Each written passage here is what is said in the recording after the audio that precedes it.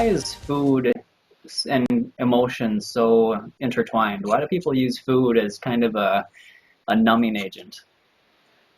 Well, it's not something that we do consciously. It's hardwired into the brain. We have what they call reward circuitry in the brain. And first, before we go into the reward circuitry, it's important to understand that the brain is not one organ. We talk about it as if it's one organ. I have a heart, I have a liver, I have a brain. But the brain is actually many, many different organs all clumped into one skull. So you got the two hemispheres, right and left. And when we look at a brain, we see all the squiggly fat lines. Yep. That outer layer with all those squiggly lines in it, that's called the cortex.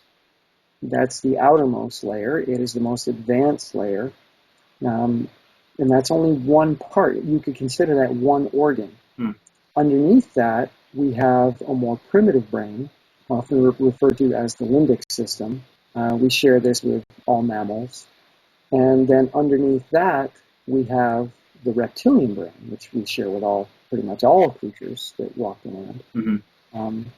And that's a different organ again. And then we have a brainstem, which is incredibly primitive, which we share with any vertebrate animal, anywhere, any creature that has a vertebrae.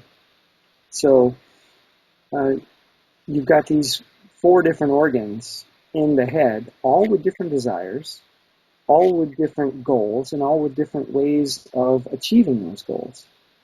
And they're all competing. It's not as if there is a unified intention inside your head. The advanced cortex has very different goals than the primitive brainstem. So it's really a matter of who wins the fight. That's what your behavior is going to be. Sure. So, for instance, anybody who has a cat, you can be petting your cat, and the cat will be purring and smiling at you, and at the same time, its tail is wagging back and forth. Yeah. Which in a cat is not a good thing. That's a bad thing. In a dog, wagging tail, happy. Cat wagging tail, not happy. The cat is purring. The cat is smiling at you because the cortex in the cat, or also the limbic system, is enjoying the affection, but the brainstem, which is connected to the tail, goes right down the spine into the tail, the brainstem is not so happy with this. So you have these 2 different behaviors happening at the same time. And in human beings, this is someone opening up the freezer, pulling out the Ben & Jerry's, and as they're sticking the spoon into it, saying, I really shouldn't be eating this. Yeah. This is stupid. Why am I eating this? As they're putting the spoon into the mouth. And it's because you have these different organs, each one of them with a different desire, all happening at the same time. And that's what it means to be human. That's not a defect. It's not a weakness. It's not a lack of willpower. It's simply what it means to be human. We all do this in some degree in different areas. So back to the reward system, this is primarily in your limbic system, or the mammalian brain. And this part of the brain is much more powerful than the cortex, which is where we do our thinking, where we do our talking, where we do our conceptualizing of our identity. This is who Tim is. This is what Tim does. That's up here in the cortex. Okay. But the part that makes us feel rewarded, or the part that desires reward in the midst of stress, different organ, very primitive, very mammalian. So the conscious part of your brain isn't calling the shots. It's not saying, okay, you need to do something rewarding now because you're under stress. The mammalian brain says, ooh, stress, we're going to do something rewarding. And it doesn't do that with language. It does that with physical urges. It does that with emotions or sensations. It'll create a feeling in you that drives you towards the freezer, that drives you towards the bag of chips or towards the beer, the glass of wine. It's not a languaging that takes place. It's a movement. So it's really hard to overpower that. In fact, it's not a good idea to even try, because the cortex doesn't have as much horsepower as the horse brain does. Yeah. So when it comes to dealing with this type of behavior, dealing with this type of stress eating or emotional eating, you have to realize that you are not in control. The part of you that thinks of you, you are not in control. And what's happening is there's more stress than your body is comfortable with in that moment. So rather than adding more stress by having the conscious part of your brain fight with the other parts of the brain, Mm-hmm. and by the way, it always loses that fight, always. And it just adds more stress. So rather than adding stress, we have to try to reduce the stress. So number one, let the emotional brain give you the signal that it's trying to give you. Check in, communicate with it, try to get in touch with it. Like, okay, you're feeling overwhelmed, you're feeling stressed. What in your environment is causing that? Or what in your primitive memories is causing that? What triggered you? Where is this stress coming from? Let's take a look. And I know you think the ice cream is going to be the best way to soothe us, and I get that. Ice cream is soothing. It works for a little while. But if we focus on the long term, that's not a really good long-term solution. So while we're thinking about the ice cream, let's see if we can come up with some other ways to reduce this stress and to reward ourselves. Can we investigate that? So rather than a punishment or being strict or no, you can't do that, it's like, okay, I get it. You're totally stressed, you're overwhelmed. Maybe you don't even know why, but let's see if we can figure out why. Let's see if we can put ourselves in a place where we're not so triggered. So we use the conscious part in that sense to be really gentle with the other parts, which are not conscious and are really primitive. They work like animals do. In that sense, we have a lot more in common with animals than we do with other human beings when we're in that state. And we just have to accept that that's what it means to be human and be really loving and gentle and try to find a solution inside of that, just like you would with a kid. If you yell at a child who is primarily mammalian brain, children don't have a fully formed human brain yet. That cortex doesn't really fully develop until you're 25. Okay. That's scary. People don't like to hear that. Kids, 18-year-olds do not like to hear that. Yeah. But that's just scientific fact. But young kids especially, they are primarily primitive brain, and primarily the right side is more developed over the left side. The left side is where language is, primarily. The right side is where emotions are and physical sensations are. And in children, that develops first. So if you yell at the kid, they may stop the behavior, but you didn't actually help them grow or learn anything. You just scared them. And your brain is coming up with a strategy of how to deal with threat rather than why was it a bad thing to do what I did. Instead, it's like, okay, I'm going to change my behavior to deal with threat, but I don't know why it's a good thing to not do this. And we have to treat ourselves the same way when we're in that state, because it's really the primitive child brain that's causing us to eat that way. Yeah. So you just with the kids, like, okay, I get it. You're having a tantrum there. You're having a meltdown. So, let's talk about what's wrong. It looks like you're really upset. So what can we do to help you not be so upset? And we do that with ourselves too. It's very effective. How about with raw foods? Have you noticed how that affects how your mind works and your emotions and how you relate to those? Yeah.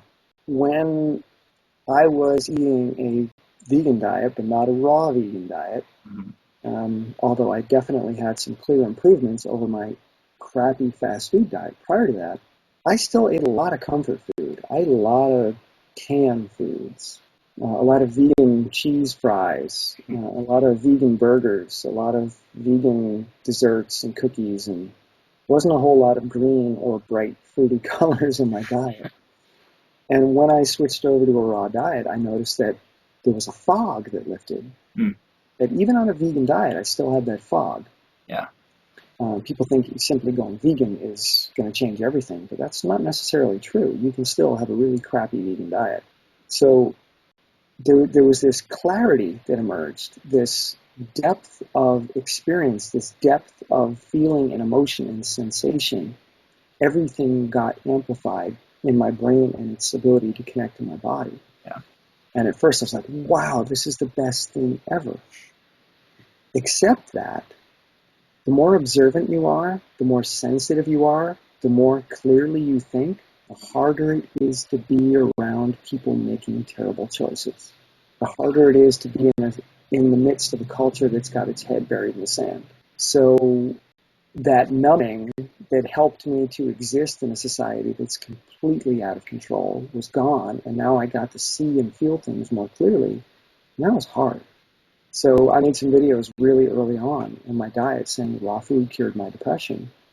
because I thought it did, but then suddenly the world looked a hell of a lot uglier than it did prior to Yeah. my raw diet, and now suddenly I had a new reason to be depressed. It's like, oh my God, what are we doing? Yeah. I can totally relate to that. So there's a plus and a minus to having that shift. You're like, wow, I feel like an alien. Look Yeah. at these people. They don't see it.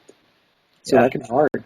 It can be. And yeah, I've completely noticed the same thing. And I too noticed it's more, I feel like, anxiety. Do you find a difference between anxiety and depression? Because I Oh, feel absolutely. like Yeah. before I got into this lifestyle, I dealt with a lot of depression and anxiety. And since I've been on this lifestyle, the depression has pretty much been eliminated. But my anxiety, which at first I thought was gone, it came back, and but it's anxiety from a different reason, like you just said. And so, just being in the society that we are, it creates a lot of anxiety, plus the anxiety that, I just put on myself through, internal talk. But yeah, you definitely have that deeper connection and that awareness that's heightened that really makes you confront those feelings where before you maybe were not really connecting with it and it was kind of just flying under the radar. Now it's out in the open and you have to address it. And if you don't have the tools or the training to confront it and to address it, it can drive you nuts really quickly. Yeah. So that's been my journey for the past probably 6 years now, is understanding psychology and neuroscience. Like at first I was studying nutrition and biochemistry and physiology, Mm-hmm. and I wanted to know everything there was about diet. But this sensitivity and these thoughts and this isolation and this awareness just became so problematic for me. Mm-hmm. And I'm like, wait a minute, diet isn't the only solution. It's part of the solution. Right. But there's this greater psychological framework that needs to be addressed first before you can succeed on the diet. Yeah. Otherwise, the diet alone will drive you nuts. Mm-hmm. So now I primarily focus on studying psychology and neuroscience and how to effectively deal with the stuff that shows up, the anxiety that shows up, the thoughts that show up, the social issues that show up. Yeah.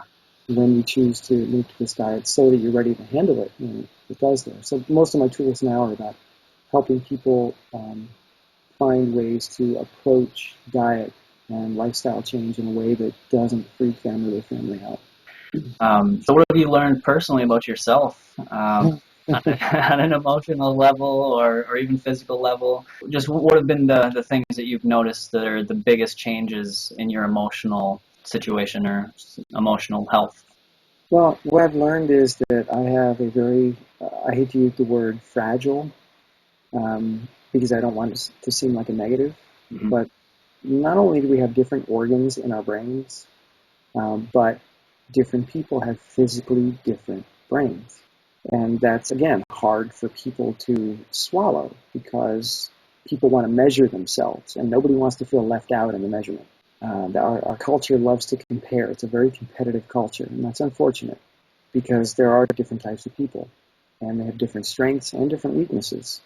My brain is set up genetically to be incredibly sensitive. Now, that's a term that is generally seen as negative in our masculine, dominant action film culture, Right. where men are men and they conquer the world, and Yeah. if we yell and beat people up, then good things will happen. I don't have that brain. That's essentially the brain of a sociopath, which is a physically different brain. That's one end of the spectrum, people that feel nothing. Mm-hmm. The other end of the spectrum is someone with a brain like mine that feels everything very deeply, very sensitively. So that's been a real challenge for me as a man throughout my life in this culture, because I react very strongly to a lot of different stimuli, and I'm an introvert. So when you combine that high sensitivity, high awareness, high absorption with introversion, you've got a recipe for depression. And Whereas extroversion and low sensitivity, not bad, just different type of person. Yeah. Depression is not nearly as common. It's quite rare, actually, because things don't sink in as deeply and they don't have that deeper effect. Most of it just stays on the surface. And again, that's no judgment. It's a different kind of brain. And there's great advantages to that kind of brain. There's also great disadvantages, and likewise. So what I've learned about myself is that I have a genetically sensitive, introverted brain. And you can look at children. They call this temperament, by the way, in psychology. You're born with a certain temperament. You're born as an introvert or an extrovert. You're born highly sensitive or sociopathic or somewhere in the middle. Nothing you can do about that. You just have to learn to work with it. So the type of brain I have is really problematic in our culture and is seen as inferior. So I've been learning how to be strong with the kind of brain that I have and creating tools that allow me to function in a very powerful way in an incredibly insensitive culture. I can't change the culture, so what I have to do is change how I interact with it. Sure. And I have to make sure that I put on my oxygen mask first before I try to help anybody else and make sure that I'm in a good place. Yeah. So most of my videos are for people like me. They're not for everyone. They're not for the people who are extroverted. They're not for the people who are lower on the sensitivity scale. They're for the people that think a lot, feel a lot, absorb things, get deeply, profoundly affected when they drive down the road and they see a dead animal, things like that. Mm-hmm. Most people they'll hit the animal and laugh. Right. I see an animal that's dead, and suddenly now the next 2 hours are like really affected by that. Yeah. Nothing I can do about that. So I have to learn how to work with that. So diet amplifies that sensitivity. Diet amplifies that awareness, that permeability. So I'm learning tools, and a lot of it is informed by Buddhist psychology. I'm not a Buddhist, but there's some great tools there. There's some really, really powerful methods for understanding oneself. And when you combine that with modern psychology and neuroscience, you can really build this profound, compassionate, and yet strong personality. And that's what I'm working towards. Yeah, I relate with a lot of what you just went over about yourself, because I'm the same way. I'm kind of in the same area of what type of brain that I have. So how do people like that overcome their obstacles emotionally, that have trouble? I mean, even just like 3 tips that if you want to change your life, whether it be diet or lifestyle, but your emotions keep getting in your way, do you have a couple tips on what are some easy steps people can take to kind of work towards getting through that? Yeah, the first one, not so much a step, but a starting place. And it's a perspective shift. Like if we look at the language that you just used, which is perfectly acceptable language, yet therein lies the problem. How do we overcome obstacle and get in your way? Like your emotions get in your way, the obstacles are within us, and we need to overcome this. This is what our culture sets us up to believe. But we now understand through the latest breakthroughs in psychology and neuroscience that that is the worst thing you could possibly do. And this is where Buddhism has been very effective for 1,000 years now, in that self-compassion is the most powerful tool you have in your toolbox. And that's where you need to start. But it's the hardest place to start because of how we've been culturally raised. Yeah. We've been taught that self-esteem is absolutely essential. But what we are learning is self-esteem is quite dangerous, it's ineffective, and highly problematic. So this idea that we have one singular identity, and it has goals, Tim has goals, and Tim needs to overcome his emotional obstacles to achieve his goals, is like my toe saying, well, I want to walk to Florida, but the rest of my body is getting in the way. The rest of my body has other plans, but I want to walk to Florida. It's like you're just a toe. The part of our brain that has these plans or goals is a tiny part of our brain. And it's basically saying to the rest of our many organs in the brain that I don't care what you want. I don't care what you need. I don't care what signals you're picking up from the environment. I don't care about the sensations, the data coming in from the eyes, the ears, the nose, the mouth, the skin. I don't care about any of that. I've got goals. I got plans. I'm going to win American Idol. I'm going to lose 50 pounds. I'm going to win the Olympics. I'm going to be a movie star. I'm going to write the greatest book ever written. And the rest of the brain is like, excuse me, don't you realize that you're in an environment and there are things around you and there are things that are happening and there's these relationships. And so the first place or the first step, that starting point, is to realize that your goals are primarily illusory and delusional and have nothing to do with reality. So self-compassion is about, instead of saying, I want to do this, screw the rest of my brain, screw my body. My body is just this thing that's attached to me. It's not me, it's attached to me, and it's problematic. Instead of seeing it like that, self-compassion is about using this super powerful human brain up here, the prefrontal cortex, to look at the rest of your brain and the feelings and the sensations that it creates and your body and say, okay, I'm here to protect you. I'm here to look out for you.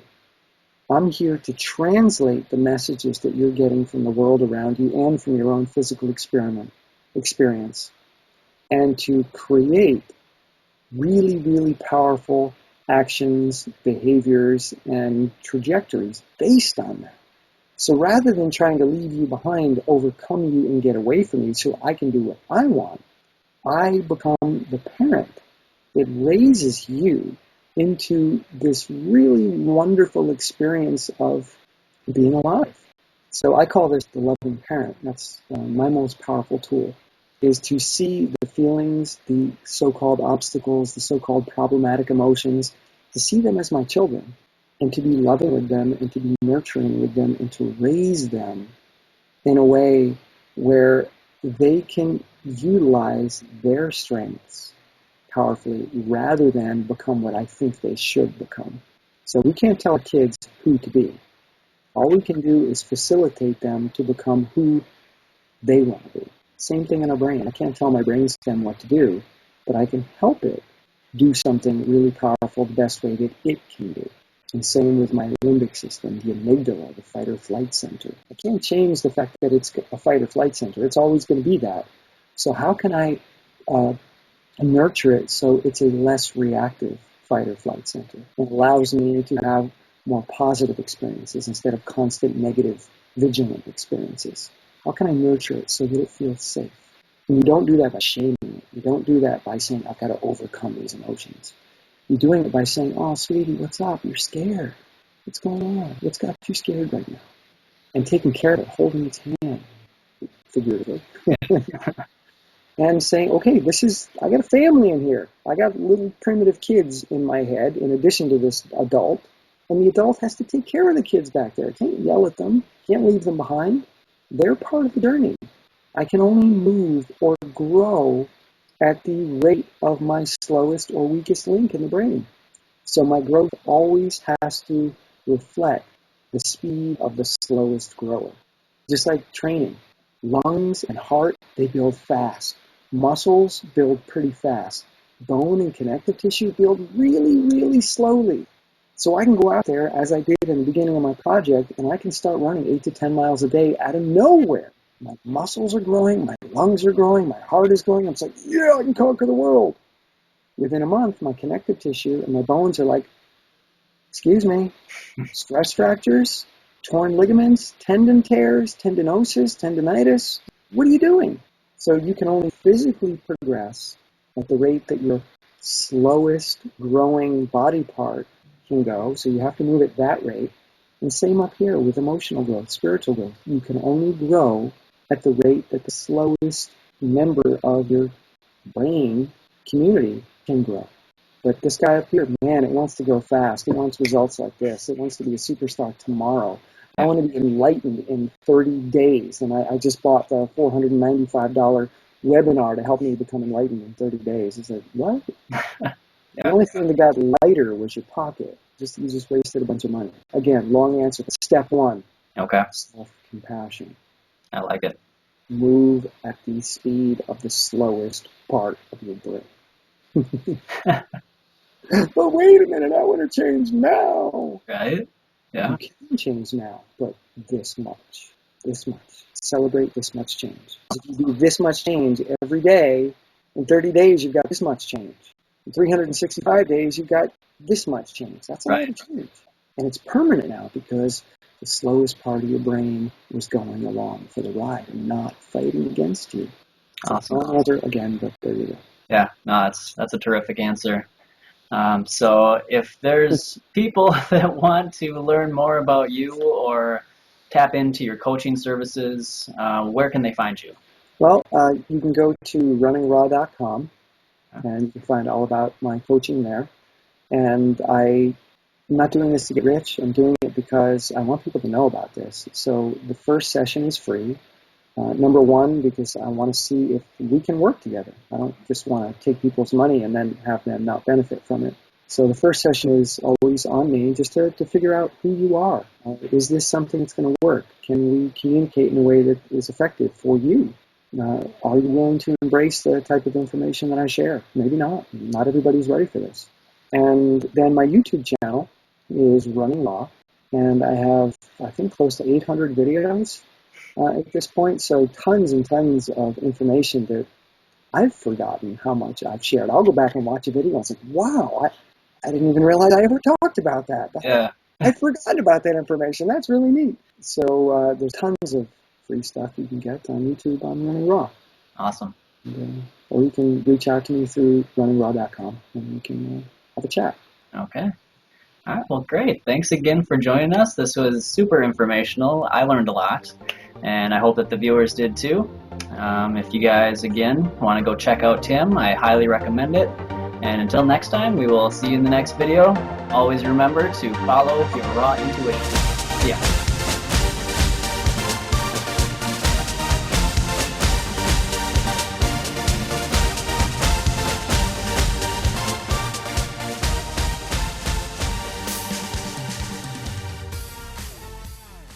Detoxify your mind and body. Be the change you want to see. Small steps towards living better. Small steps to where I want to be.